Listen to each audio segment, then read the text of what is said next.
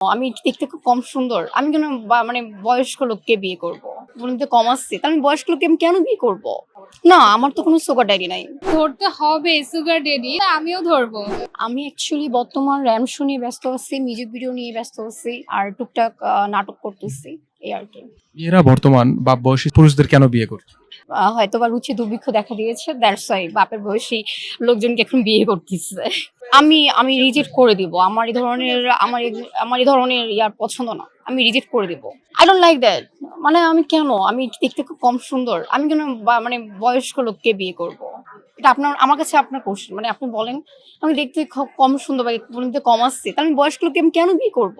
যার মন যার সাথে মিলে, অনেকে দেখা গেছে ভালোবেসে বিয়ে করতেছে, অনেকে দেখা যাচ্ছে যে ভালোবেসে বিয়ে করতেছে না। তো এটা যার রুচির উপর ডিপেন্ড করতেছে। সুগার ড্যাডি বর্তমান সময়ে খুব আলোচনায় আসছে। সুগার ড্যাডি নিয়ে অ্যাকচুয়ালি আমি টোটালি ডোন্ট লাইক দ্যাট। আমি এটা লাইক করতেছি না। মিডিয়াতে আসলেই নাকি সুগার ড্যাডি ধরে। না, আমার তো কোনো সুগার ড্যাডি নাই। তো আমার তো নাই। আমি খেয়েও অন্য ১০ জনের কথা। হ্যাঁ, অনেকে মনে করে, বাট আমি মনে করি না। আমার প্রয়োজন নাই সুগার ড্যাডি।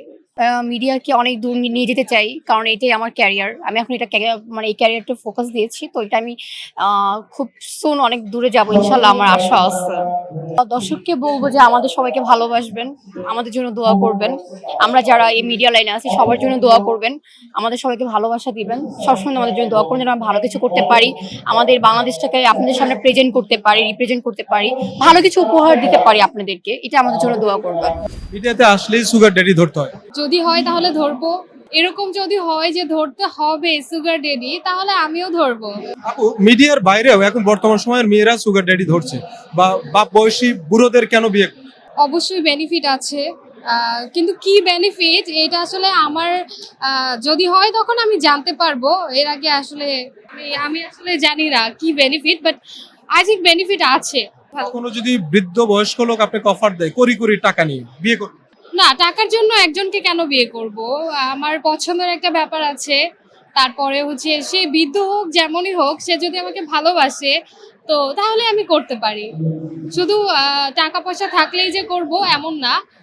আমার যদি ইচ্ছা হয়, আমি যদি বুঝি যে সে আমাকে ভালোবাসে, সে আমাকে শ্রদ্ধা করে, তাহলে আমি যে কাউকে করতে পারি যদি আমার পছন্দ হয়।